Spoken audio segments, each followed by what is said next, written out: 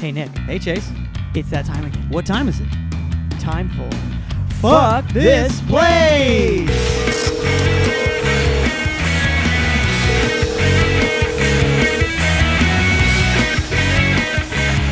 Yeah, no. I've been looking for an apartment. Really? Yeah. Well, because my wife and I live in a studio, and we're just like, well, what if, And it's like, there's not. It's like, what if we had more? What if we had a door? Yeah, we're getting an extra room and a backyard. Mm-hmm. So it's like You gotta amazing. do it. you got to do it. Yeah, no, that's a move. That's a move. I mean, you're getting really like 2.5 rooms, like the extra room, the backyard's its own room, but it has a vibe, Yeah. It's kind of like an open air vibe. Yeah, just like old. You're gonna like thing. throw a ball into the other room, and be like, "Where'd it go? I don't know." Right? Yeah. just I don't know. There's a bird in here. I don't have to check for years. Where do you live, Chase? I live in Los Feliz in LA. Oh, okay. Cool. Yeah. Yeah, New York prices are going down. Mhm. But yeah, I just visited LA recently and the traffic was still bad. Yeah. Yeah. It's I definitely just, gotten re-bad. It's not as bad as it used to be. I think it used to be really just like pure straight dystopian, Mm-hmm. like really just like, I can't believe that there's been many people here. I can't believe that I'm one of them. And now it's like, well, this is uncomfortable, but very manageable, I would say. Yeah. But I've only driven, I would say, 3 times in the last 60 days. Lame sauce. Well, I guess I should intro the podcast. Welcome to Fuck This Place, the podcast about jobs and traffic and the coronavirus, for sure, but mainly about jobs, with Chase and Nick. My name is Chase. My name is Nick, and with us today, fabulous comic, a friend of mine for a long time now. But more than anything, just the dopest comic in the room, Clare O'Kane. Wow. Claire, how are you doing? Thanks, Nick. I'm good. Just chilling, trying to survive, not go crazy. All that kind of stuff. Mm-hmm. I hear you. Sure. And you're in New York currently. Yeah, I'm in New York. I'm in Brooklyn. It's nice to know where, everyone's coming from. And you're moving soon, which is great. Well, I mean, what's your timeline for the move? I'm doing it slowly. We got one of those things where it's like we don't have to be out until the end of the month, but we got the new place already, so it's kind of like a nice, slow little massage move. You can get most of the move done with like a Toyota Camry. It's just there's a couple of choice items you're gonna have to. Yeah, definitely. Yeah. A bit of a trickle move. A nice roomy Camry. Mm-hmm. Yes. Yeah, but they have where like I like the Camrys where or any sedan where you can't take the seats down, but there's that little hole that they have, what I'm talking about, in the middle of the back. That's like, what could you do with that? Fishing poles only, maybe a couple pieces of wood. Yeah.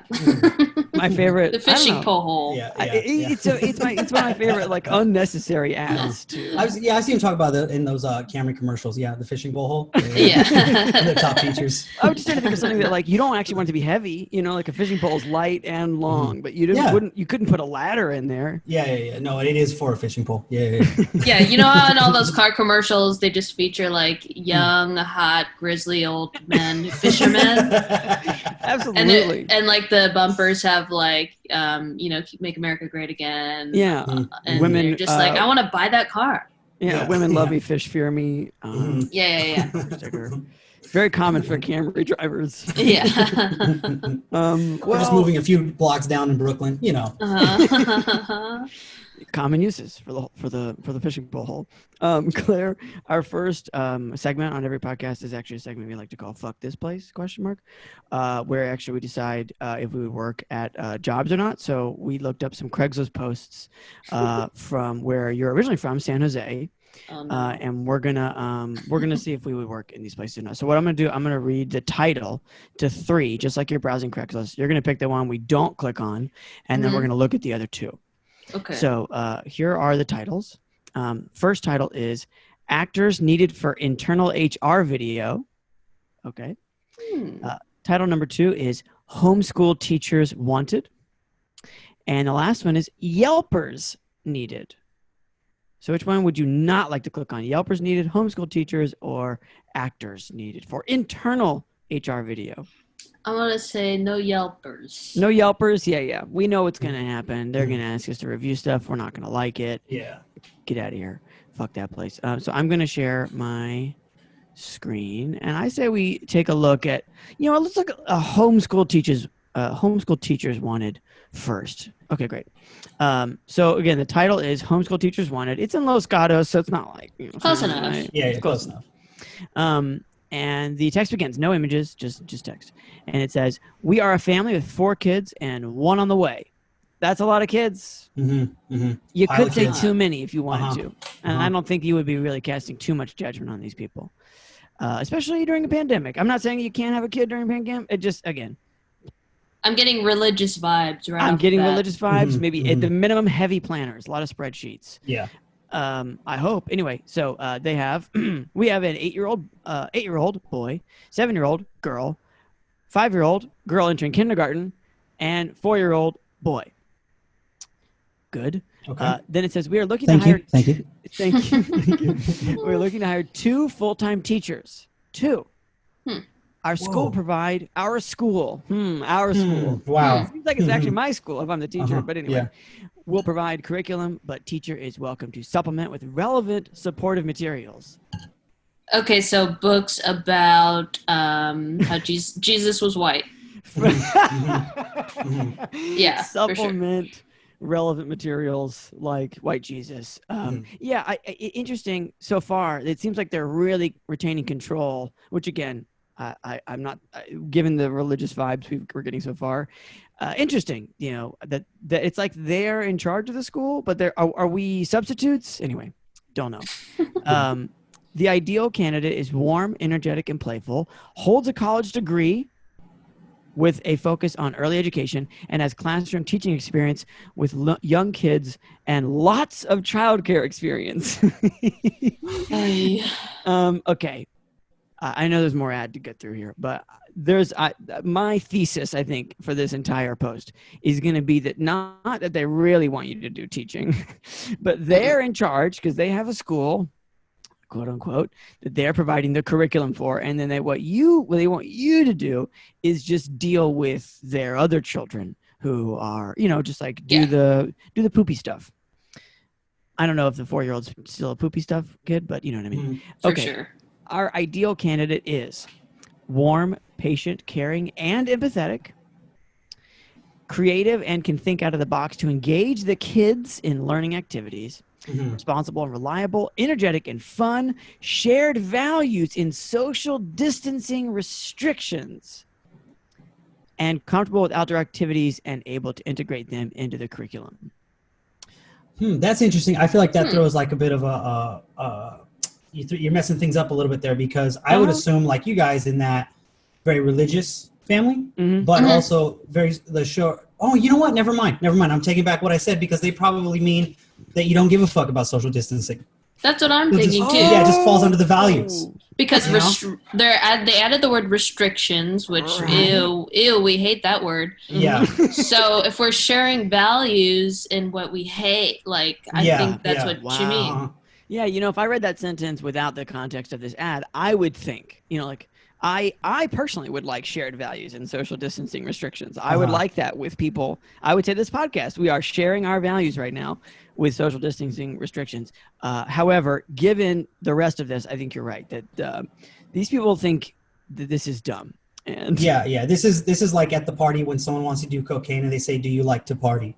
Oh, I know what you mean. But also, and if they don't care about social distancing restrictions, they would probably let their kid go to school. Yeah.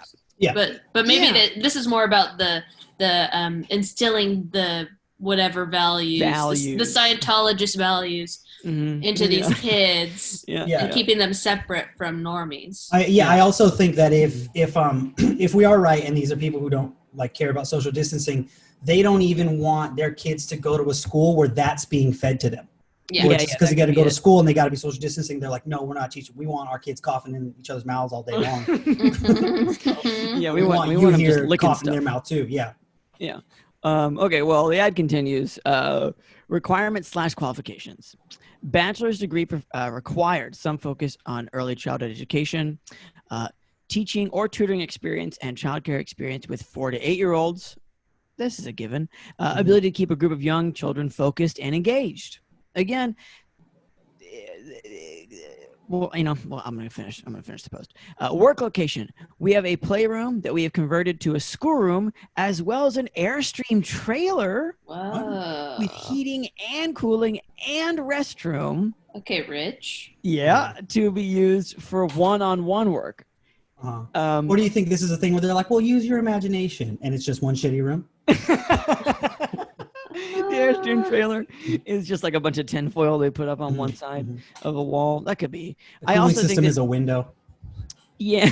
Well, I was gonna say that to me, the Airstream trailer sounds a little bit like the one-on-one work. It just sounds to me like I don't know, like it seems like there's something punitive about that Airstream trailer, you know, like it's what's that thing in Matilda, the chokey or the whatever where they put bad kids. Yeah. I think it just seems like, you know, that they've got heating and cooling and restroom, but yeah, again, it could just be they're either rich and they've got one, or it's like a U-Haul like hitch trailer with a bucket in it, you know, and a fan, and that's where you go when you haven't done your maths. Okay, compensation, competitive salary, DOE, depending on experience. To apply, please include your resume and references. Interviews will be conducted remotely. Thank you so much for your interest. That's a little bit of a wrench in the gears on this shared values, which again, what blows my mind. Let's imagine for a second that they do believe in the coronavirus, which would be great. You know, ideal situation for me would be that they believe in this. They believe that social distancing is smart, and I guess they're going to add to the pod here, right? They're going to buy 2 teachers, which again seems like a pretty steep cost. Yeah. And put them in their Airstream trailer or whatever, and they're just like, you know, you're a part of the squad now. It's all good, which I guess that's safe. I mean, you know, that's not like unsafe. Yeah. I can't refute it all outright. I feel like that's the problem with this ad is it's couched in a lot of normal sentences, you know, like teaching or tutoring experience and childcare experience with 48-year-olds. And then there's these sort of like danger spikes to me. Yeah. Which include shared values, the possibility that this is, you know, a cult, that they're running the school. Yeah, that's what sets off the most alarm bells for me. What does that mean, our school? What does that mean, our curriculum? Yeah, correct. Yeah. Like they have uniforms that they make you buy. Like, yeah. What? White jumpsuits. Yeah, I was thinking more just like a TGI Fridays polo or something, but I think that a jumpsuit would be a lot scarier. Yeah. Jesus buttons. Jesus is okay with me. Kind of buttons. Yeah. Jesus is okay. But yeah, I do think that if theoretically, if one were qualified, and you know, technically, I am a little bit qualified. I'm not saying that I could do this, but like I at one point had a theater education degree. That counts. I've worked at after schools before, you know, so like I could weasel my way into this. I think in some capacity, but yeah, I would have to list a lot of fake references, and like phone numbers of friends. But what you could, maybe, because these are rich people, maybe you could get a decent wage out of this. That might be one of the only kind of like actual upsides to this situation. Yeah, well, I mean, I don't even know. Man, disagreement across the board. I have a friend back home that I was talking to the other day that's a teacher, and I pitched like, why don't you just go like become like a private tutor? There must be a bunch of money in that, right? And then she was like, nah. I was like, oh, okay. So maybe not. Well, okay, yeah, okay. That's coming from a teacher who has a salary, and you know, like I think stepping down from a teacher to this, no. This is a job for a swindler to step up into rather than a qualified expert to step down into. Okay. Okay, if we're talking swindler standards, okay. Right, yeah. I can tell these people are rich. They live in Los Gatos, rich. They can afford 5 kids. With and one 2 on the way. teachers. Oh yeah, 4 on the way. Yeah. And Yeah. And they claim competitive, which I think is a favorite ploy of the rich, is to say competitive and mean just whatever I can get you for. We are in a sense talking about the plot of the movie Parasite, though, right? If we're that's interesting. Yes. Wait. This sounds like Parasite. This actually sounds exactly like Parasite. Yeah. Oh man, we got a Parasite situation going on. Yeah. We're just like the poor swindlers being like, oh, I'm a teacher. Yeah. And then we're just drinking all their booze, and we find a guy in the basement. I can see it now. It's playing out just like it. Man. Damn. And I've not actually seen Parasite, but I imagine it's not set in Los Gatos. But maybe it's scarier, if it isn't a part of California. I don't know. Damn. Wow. I'm gonna say fuck this place only because I haven't seen Parasite and I do know that it's very scary. And I know I'm supposed to see it, and I know that like all the best movies that have been made in the last 5 years have all been horror movies, and I haven't seen any. You gotta see it. You gotta. I know I gotta see it, but at the very least, I'm gonna say no to this homeschool teacher situation. So Same. I'm gonna say fuck this place. Yeah, I'm also gonna say fuck this place. I don't want to deal with whatever they try to push on me as like their facts that I have to then teach their kids. Where they're just like, but like teacher Nick also thinks that the world is flat or whatever. Yeah, and I gotta be like, sure is. Yeah. Shaped like a Pop-Tart, folks. And we're the icing. Okay. I would say fuck this place, but now if I was eligible, if I could qualify, I think I might apply if on the off chance that I do get an interview, so I can see how rich these people are and what their deal is, because it's intriguing enough for me to be like, I at least want to see what's going on here. There could be a pool in this situation, Oh my God, yeah. Worth its weight in gold. It's a distance learning, though, so you'd have to be like, hey, can you actually just move your computer a little back and forth? I kind of want to get a view on. Oh, this interview? The remote? Yeah, the interview. I would say that's true. Yeah, but Claire, I think you could get a second interview. I think that's what you're trying to get here. I think so. That's where we're trying to go. We're getting anybody in this room could maybe not Nick, but could maybe make it through the first interview. I could not charm these people into getting a second interview. No. No. But I see your point. It might be nice to walk the grounds, so to speak. Mm-hmm. I would open with, have you seen Parasite? And if they say no, I'd be like, okay, let's keep going. Yeah. Fair enough. Okay. So post number 2 is actress needed for internal HR video. And this is supposedly in actual San Jose. So it begins. No photos, again, just text. It says, hi. And again, I know, Nick and I have been on Craigslist for too long at this point. Any post that begins with a salutations is just such a bad thing. Okay. I'm looking for approximately 4 actors for a one-day shoot at a corporate headquarters in San Jose. This shoot will be for the internal review of diversity and inclusion etiquette while at work. Oh, no. For this, I'm looking for actors who can fit the profile of the following: female, male, African-American, Asian, Indian, or Hispanic. The Great American Melting Pot. This is what we are missing.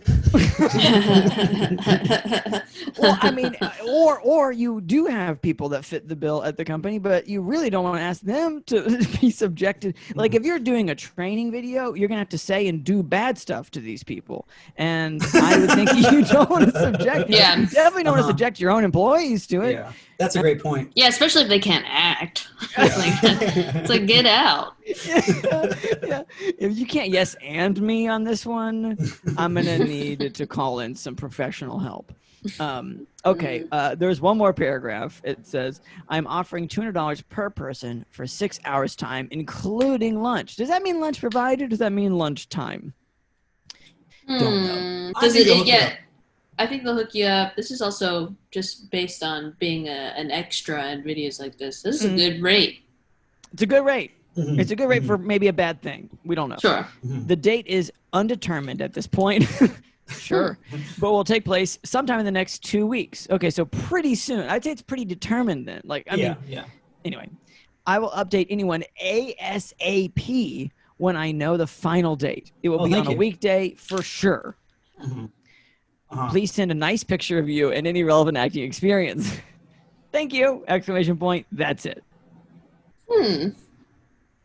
This guy, it sounds like when he was pitching the date, like he was like arguing with the guy who needs to come up with the date. And he's just, okay, the next 2 weeks. Okay, fine. But okay, he says he's going to get back to me, so I'll get back to you. Correct. He says a weekday for sure. Yeah, that does read like a very corporate email. Go ahead, Claire. They're definitely not taking coronavirus into account. They sure haven't said it. Mm-hmm. Which, like, you would think that's one of the things that they would include is like, and by the way, we'll be taking all the proper precautions instead of just like, you get $200 in lunch, so I think you'll be good. And the lunch is a buffet, and everyone's going to be touching the same spoon. Mm-hmm. We only have one spoon. Yeah. We paid everyone for the day rate, and otherwise have no. Yeah, especially since they're HR people. I mean, or somewhere HR is involved, so they know how to theoretically treat people on paper. And so far, they haven't even nailed that part of this. Yeah, they're like, look, you can take that 200 and do whatever you want to fight coronavirus with that 200, whatever. That's fine. Yeah, buy your own PPE. Yeah, I would say, obviously, I'm not qualified to audition for the role. But if I were, I would be afraid because it just seems to me like this isn't like an actual company that does this. Isn't like a production company, right? This may be the reason the day rate's good. But this is an actual production company that deals with this. This is probably the company itself, you know what I mean? That has just got like the Dwight of the company that's like posting an ad. Just like, I'm going to get a camcorder out and then we're going to say a bunch of bad stuff to each other. And I'm just going to go, no. And then we'll cut and that'll be the day. I would not be like the person. I would not want to be the person who's going to have those things said to. Yeah, I agree. And as a Hispanic person that no one believes is Hispanic, I just know that this is going to be one of those things where they really want you to fit into some stereotypes of what you are, so that they can just bash you for it, completely.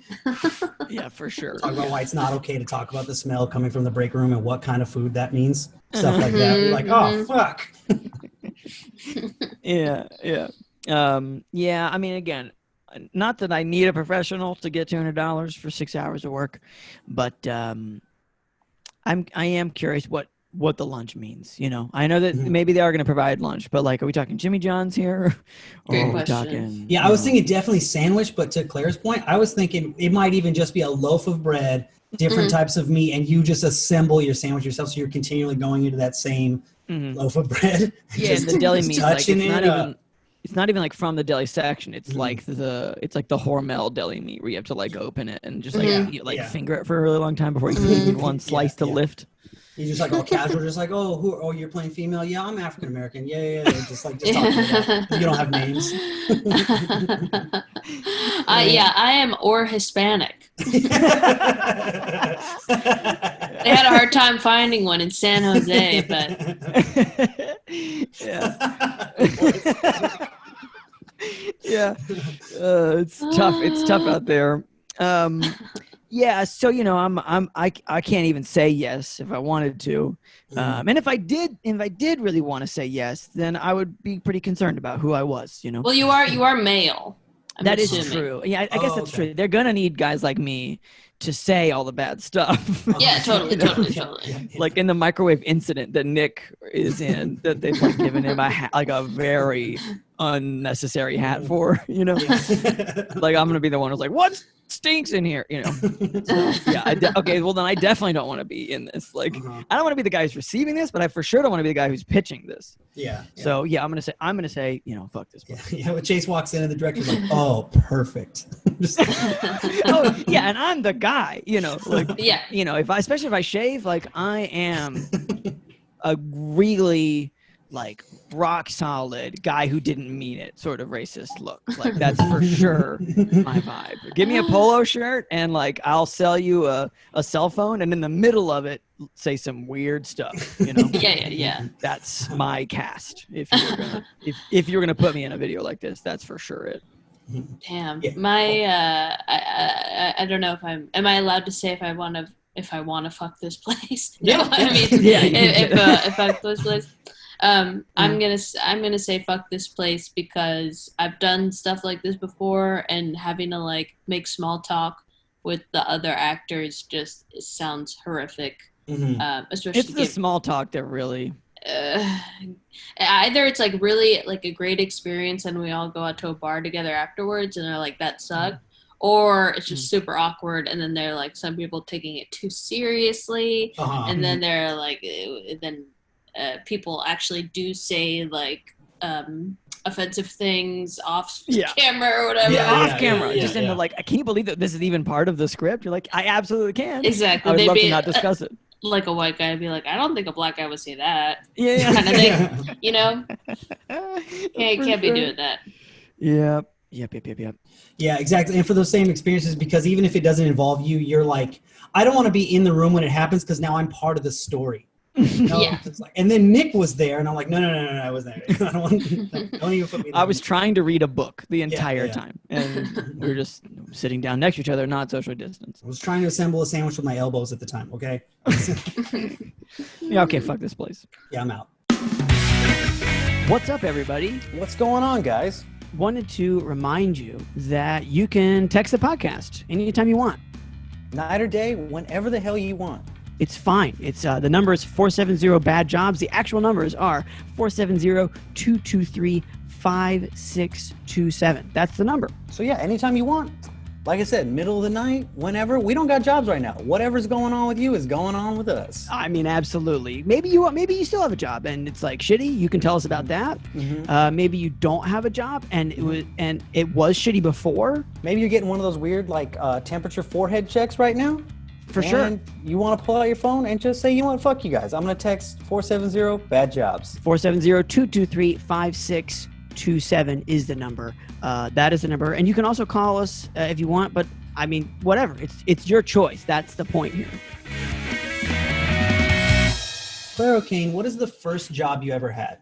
The first job I ever had was, I think it must have been, I was working at a skate shop in San Jose that was very close to my high school, and I was 16 maybe 16 or 17.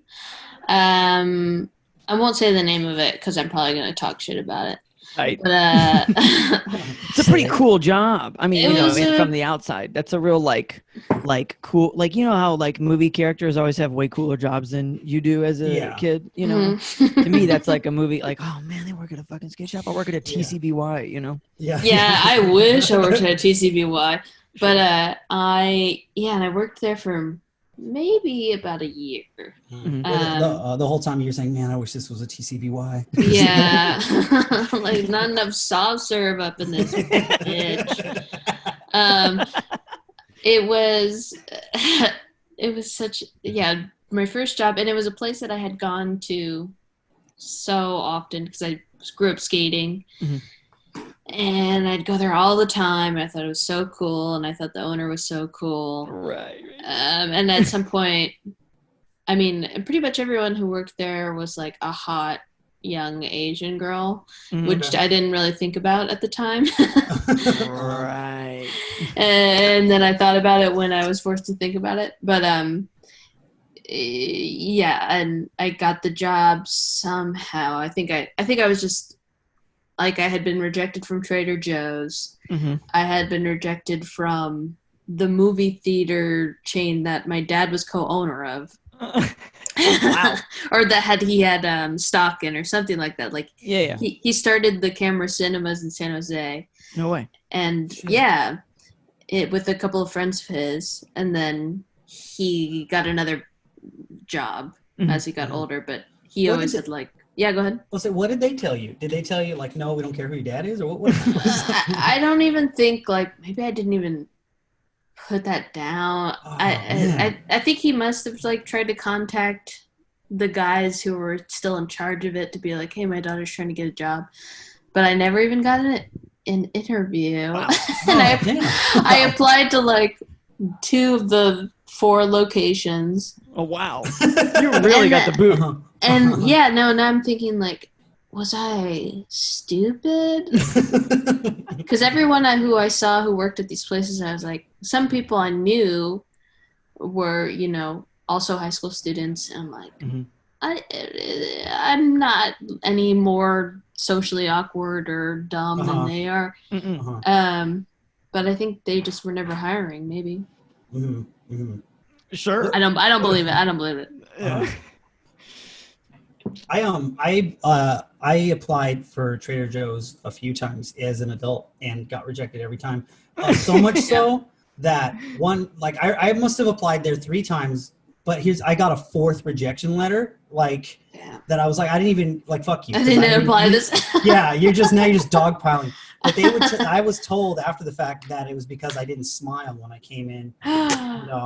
And tried to meet people. Wow. And that to me, that was a great blessing in that I was like, okay, good. Cause I was never going to smile at anyone. Maybe that's but I was going to say, maybe it was something like that. I for sure didn't smile, at 16. Yeah. What do you have to smile about at 16? Yeah. Oh my God. And I remember going into the interview, my mom came with me, obviously. She was my ride. And I go in, and I take, I do a little interview. I fill out the thing. You do a math test. Yeah. Very simple math, which this is at the movie theater? No, this is at Trader Joe's. Okay, yeah. Which I think I failed the math test. Even though it's just a long addition. Yeah. and I was so nervous, but I felt good about it. And then on the way out, there were these 2 clearly middle-aged men who were working there, who were stocking the shelves, and I walked out with whoever interviewed me, and they looked at me and they're like, "Hey, you should hire her." Yeah, being really gross. And I was like, "Oh, that's weird." And and then I didn't get the job. So maybe it's for my own safety, or something. But yeah, Trader Joe's instantly finds ways of weeding out people that don't belong there. Yeah. They were just fucking with me. They were actually cool guys. So then you got the job at the skate shop, and my guess here is that it is not quite the dream come true that a made-for-TV Disney movie would make out working a skate shop to be. I think I didn't appreciate it as much as I would have now. You skate, don't you? Yeah. I've skated since I was 7. Oh, so this was a thing that was potentially very cool. Oh yeah, it was super cool. It was and this is my first job and blah blah blah. It's all in retrospect. It's not cool. While it was happening, I was like, this rocks. I get discount skate stuff. Cute boys come in all the time. I really don't have to do much. I learned how to put together. I would put together skateboards for kids, which felt really cool and empowering. That is cool. Just I gotta and the grip tape and that, and all that. So it was cool. It was a very cool job. So what happened? While I was there, it was all cool for the most part, except for the boss, which is tale old as time. I think the boss, I had become friendly with over time, had been going to the skate shop to get all my skate shit, just hang around. And he was much older. I think he must have been 40 something. And I was 16. And at some point I was soft, kind of sponsored by them, but not really. I was never really that good.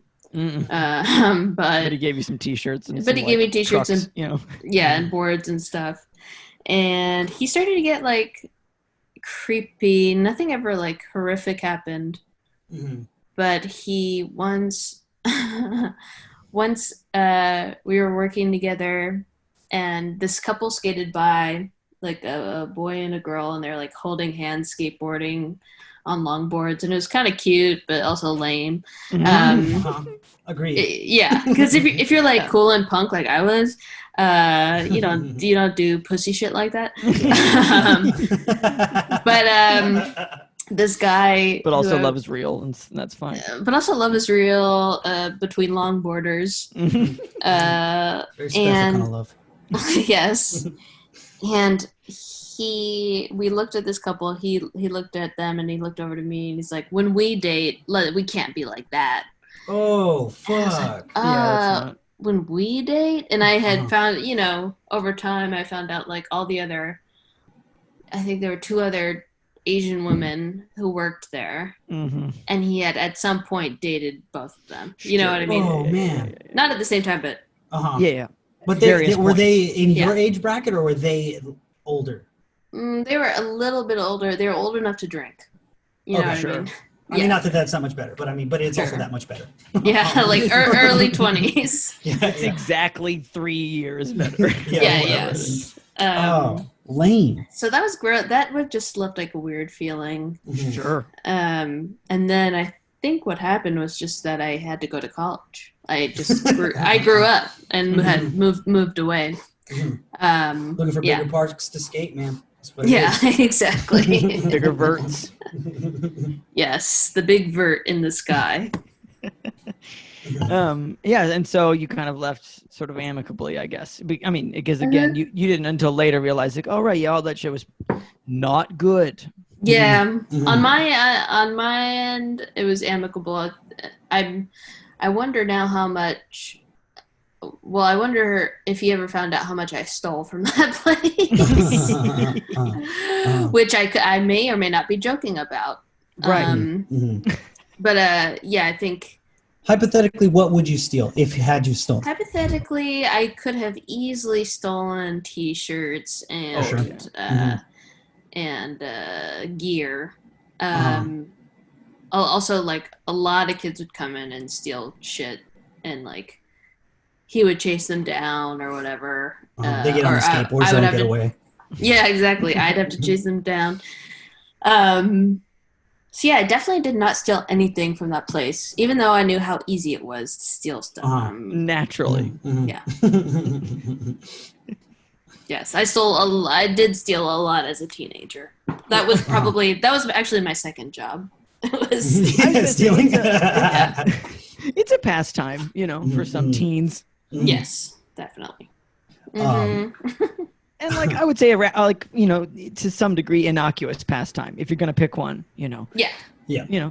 Like I would for sure rather a child that I'm associated with, whether they're mine or whatever, get picked up for shoplifting than like heroin or So like you stole some chapsticks, big fucking whoop. Like if I'm stealing chapsticks from the man, I mean that's most of the time it's the man anyway. Yeah, totally. He's had a chokehold on chapstick for so long now. Fuck him, right? Take some chapsticks back to the rest of us. We had last. I believe this will be the order of publishing. Last podcast, we had a person who worked at a Walmart. They like plan on like 20% of the inventory. Yeah, that was disappearing. Crazy. Yeah, they did what? The Walmart plans, at least when he worked there, they plan on like 20% of the inventory just getting stolen. Yeah, they just budget it. Yeah, I'm surprised more places aren't like that. And like now with, people worrying about like Targets being looted, it's like they can make up that money. They're all right. Yeah. They've got looting insurance. Yeah. They're like, oh my God, how are we going to recover from losing all those $8 T-shirts? Yeah, exactly. That say love is love. Yeah. What's going to happen to the one spot? Yeah. Isn't that like row where there's just like a bunch of notepads? It's like it's my mom's favorite section of Target. She loves the one spot. $1 tea towels, shit like that. Yeah. Oh yeah, I love that. I love that aisle too. There's like dog toys right next to like just pins. Weird binders that like only I think are cool. Yeah. Yes. Okay, Claire. So that was your first job. What would you say is the worst job you've ever had? Worst job I've ever had. Probably working at this place called the Oinkster. The restaurant. The restaurant in Eagle Rock. Why was that so? Because I had to talk to people face to face. I had a lot of jobs before that where I didn't have to talk to people. Like I was in phone customer service, and I had washed dishes, which I really loved to do. But because you don't have to talk to anybody, and I have OCD, and I like cleaning. So it's all very helpful. And this job, I had to talk to people. I was a cashier. And then just dealing with like really entitled Eagle Rock, Los Feliz, LA parents. And it's like, lots of people with dietary restrictions where you're just like, if you have dietary restrictions, why are you at a hamburger restaurant? Where we're known for our burgers and pork. Specifically, like. You saw a sign that said the Oinkster, and you're like, yeah, they'll get me. Yeah. They'll have good salads. You're correct. And I feel like, for those who aren't familiar, like Eagle Rock is like, it's like if you put a fancy college town in the middle of LA, because Occidental College is nearby, and so it's it's not like the typical LA fancy you would think of, like the West LA where it's like, there's, I don't know, like it's not Pilates, it's yoga, there's like there's like a grittiness to the privilege of Eagle Rock, so they're like, I imagine they're like, well, I'm down for the Oinkster, man, I get it, you serve burgers, but just don't serve me anything on the menu. I'll come up with a derogatory name for a pig, and I'll have a whole restaurant dedicated to that. And the pigs were not happy about it. No. Also, like the other big part of the clientele were college students. Right. And as we know, with college students, specifically nerds, like nerds and jocks travel in large groups and eat a lot. And it's always like taking orders from a group of kids who like just lost their virginity, and it's like the energy is so chaotic. It's frantic. All-time high, frantic. It was just not fun to be around. And then this, you were this was counter service. So like you took this is counter service, and then you like gave them food once they sat down. Oh, yeah. Like a big, I would imagine at times a rather long line if you've got a couple gaggles of students. Oh, we got lines. We're also making milkshakes, which I don't know if you've ever had to make a milkshake. It's just like the most annoying task. And you got to get the texture right. It takes a long time to make a damn milkshake. Especially for a nerd, fuck that. For one nerd, it's like one nerd who fucked the first time 48 hours ago. It's just now he's splurging on a milkshake. Get out of here. Yeah, get out of here. Also, the milkshakes are over $5-6. So sure. Just generally an annoying place to be. How did you land there? Like, why? Or is it just like? I had a friend who worked there. And I had a little bit of restaurant experience. I think I'm trying to remember when I actually started working. I think it was extra awful because was it? Yeah, maybe I had started working there after I had worked at Spongebob. And I had written for Spongebob. I forgot you wrote for Spongebob. Yeah. So you had like the thing that you were in LA for, Yeah. To some degree, but that was also fluke too. I just kind of a friend of mine became the head writer there. I was just like, "Do you want to do this?" It was very like informal. Like, yeah. So I did that for a little bit. But like that's another level of existence in a pursuit of creativity. It's like, well, even if this isn't like my main thing, it's like a pretty great thing, and I'm working with all these people. And then, wait, did you enjoy that? Did you? Yeah. No. I enjoyed it as much as I didn't enjoy it. It was like such a cool thing. SpongeBob was my favorite cartoon growing up. And it's also like the perfect cartoon I thought for me to write on because it's like because adults watch it too, and it's skewed. It's just absurd and weird. And then the flip side was like I was the only girl in the room. The rest were like three, my boyfriend at the time, and then two friends of mine who were boys, and then four like 50-plus-year-old white guys. Yeah. Who had been there since the beginning. Forever. And who were not open to any ideas but their own. So the friends who were brought in, myself included, the people my friend brought in, who were my friends, we're all younger, hip, cool dudes. They did not appreciate our presence. Got it. A lot of SpongeBob fighting. Yeah. But anyway, so going from that to which was like, okay, well, I have this credit now. Maybe I can use it. Sure. Into like, oh, I don't know how to use this. Right.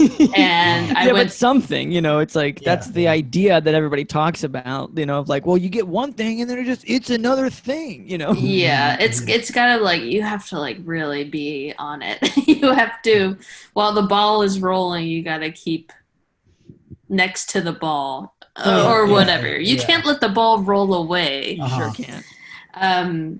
So I spent all the money that I made from that, and then I needed a job. So right. Yeah. That's how I ended up at the Oinkster. Oh, wow. A little bit prescient, I guess, that that like SpongeBob's main gig is at like a burger joint. Yeah. No, yeah. You're just there. You're just like, oh man, this would have been a perfect bit. I should have thought of this. Yeah, exactly. It's been such a good episode. These virgins would shut up.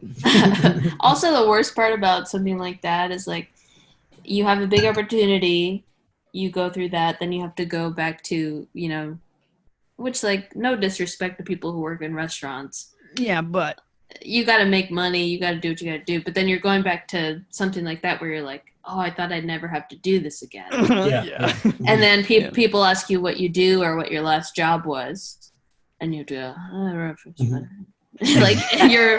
you're embarrassed to say it because it's like, it's one of those things where we all think, oh no, that's just a linear Yeah, once life. You start writing for TV shows or producing creative work in any way, that's all you it's all you do after that. Yeah, whereas we all know life is much more complicated than that. Sure. I just want to like ask real quick. So, how did you not end up on SpongeBob anymore? You quit? You fired? Was the season the contract ended? What? God, I don't even know. I think I was technically some sort of freelance type writer. Yeah, one of those. All I know is that my friend, who is the head writer, was fired. For a stupid reason. And all of us who he hired were subsequently not asked back. Right. There's a clean house. Yeah, we had finished up writing for the season, and then, I think that's what happened. You weren't fired, you just weren't ever invited back. Yes. Yeah, okay. And they spit every time you walked up to the door. Yeah. Exactly. I like to think that they didn't not like me personally, they just didn't like the idea of me being around. Or the idea of me. But I did learn a lot, that's for sure. Was there like a lot of weird like SpongeBob statues around? Was it weird? Oh my God. Yeah. Oh yeah. It was so cool.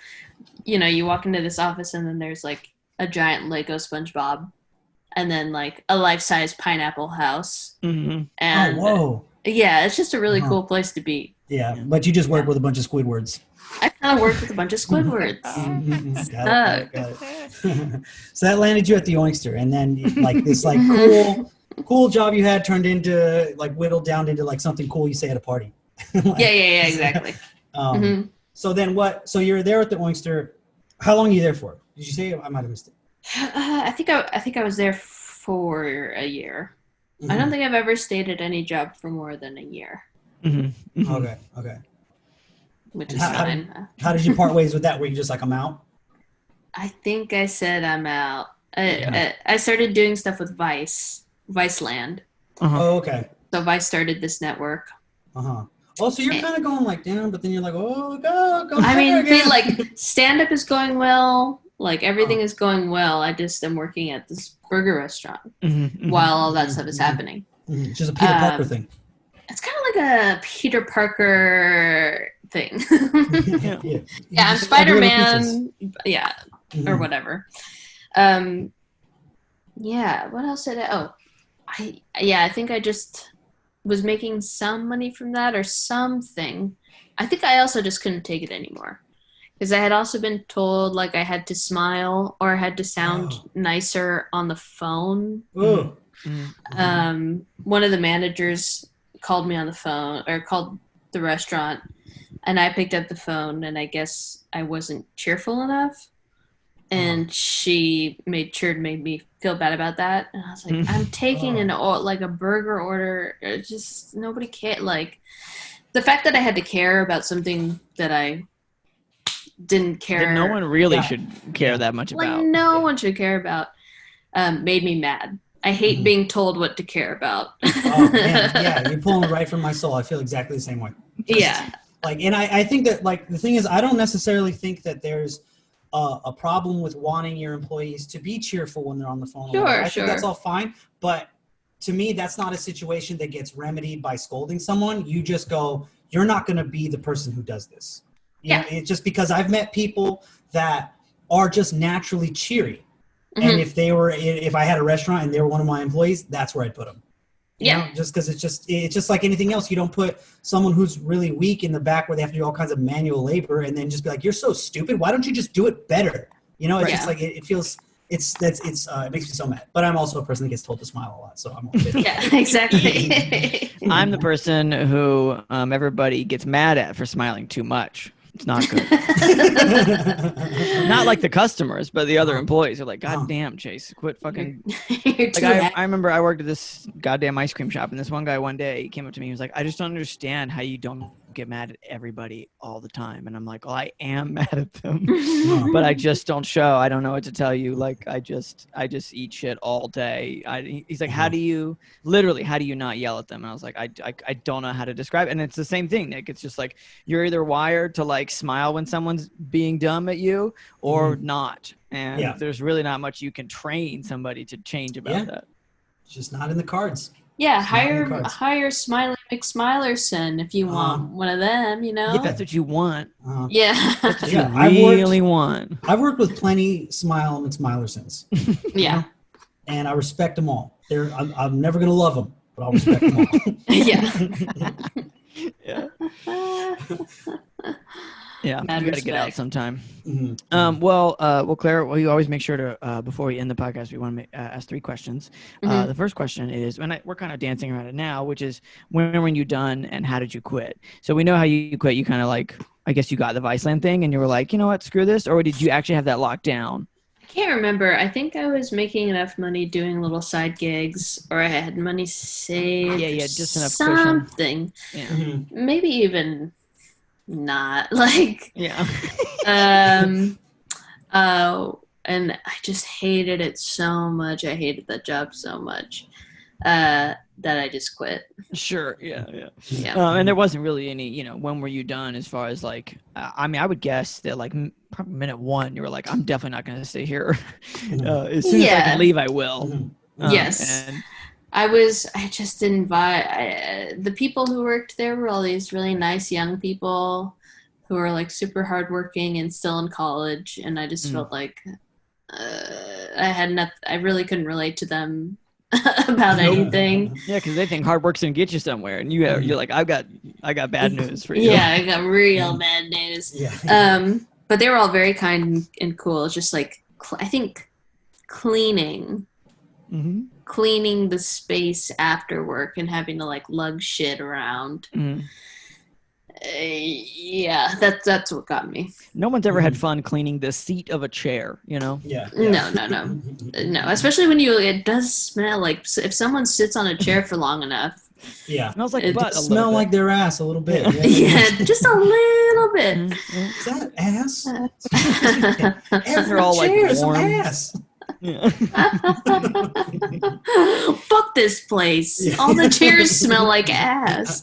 Don't go in there. It all smells like ass. Every even if it's like especially if it's like a wooden chair, like any sort of semi-organic substance is really good. Just got a little groove in there because they think that's what people's bodies look like. Well, the groove for like where the crotch is or whatever. Like, what is that groove? That's where all the ass hangs out. What's the groove? I think I also I'm not. I hate working. I think I just hate working. That's fair. Yeah, I respect the fuck out of that. Question number 2 is, what is one good thing you took from that very bad job? My appreciation for service workers. Sure. You know, I had like kind of worked in restaurants before, but I never had to talk to people. And just the patience you have to have while being really treated like utter shit. Yeah. People really having no regard for how you may be feeling that day or what. Or like how the information that's coming out of their mouth sounds or could be interpreted in any way. Yes. Yeah. Definitely being treated like, like a screen is like, it sucks. And it's weird to me that like, I would think most people would have some sort of level of empathy where you're like, oh yeah, this job must be difficult. Standing for hours on end. I'm going to tip you because you deserve it. Right. But everyone deserves tips. Even if they said like, just tip. Just fucking tip them. Because you're not doing the job and they're not getting paid from the food you're buying. Tip them. So yeah, just a greater appreciation for our service cohorts. Service cohorts. We thank you for your service. Our comrades. Okay, so question number 3 is a little more loosey-goosey. Like it's sort of it's a COVID-specific-esque question. Like, a lot of people, and I don't know how things have been panning out for you, have had to sort of put their dreams, or at least versions of their dreams, on hold for the last who knows how long now. Like, what if those don't get sort of unpaused, so to speak, in any like sort of meaningful amount of time for you? Like, what have you been scheming on? What are you thinking? What not like what else are you thinking about, but just sort of like, what have you been thinking about how that direction is gonna what do you got? What do I got? I think I've been pretty lucky, specifically during quarantine, because I write on this show called Shrill. It's on Hulu. And we started writing this 3rd season during quarantine, I think starting in May. So I've been working, we just ended recently, but I've been working for like 12 weeks remotely from home. And now that I've got this writing credit on top of Spongebob, but this is my 2nd season of Shrill. Sure, yeah. It's going to be a lot easier for me, hopefully, to find another writing job. Right. And now that most writers' rooms are in Zoom, I could potentially work from home wherever I live. Sure. Who knows how long that'll last? Otherwise, I would probably like have to move to LA again to work on another job, on the next job. But I think my prospects now, having saved money, having all this free you're making great.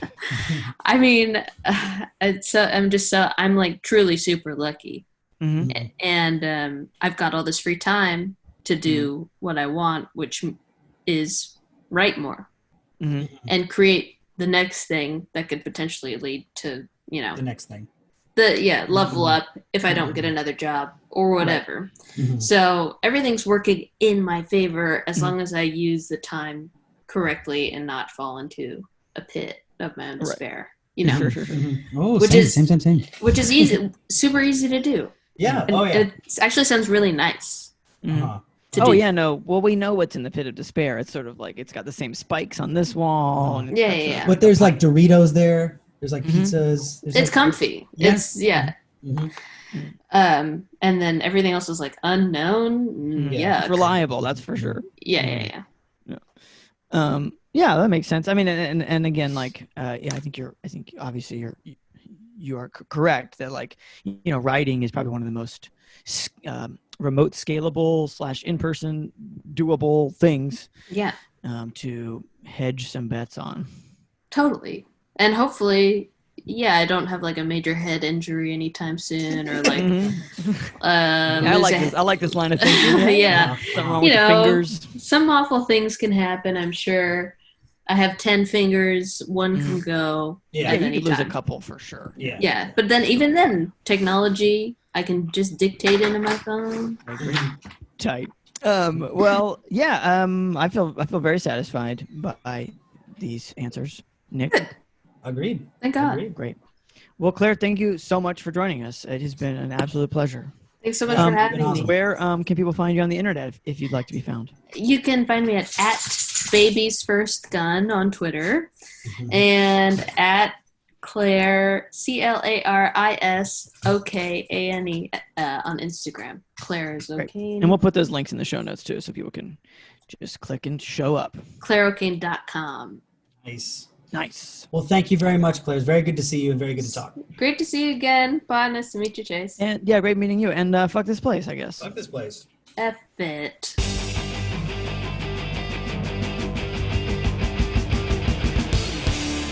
Thanks for listening, everybody. Yeah, thanks for listening. Don't forget to share the podcast and subscribe if you haven't. Also, reviews are very nice. Wherever you are, drop a review. It would be good to know what you think of the show. Super excited. We've got a bonus episode coming later this week, so keep your ears peeled and your eyes. Why not? You are crossing the street. It's dangerous out there. Okay, that's it. Bye for now.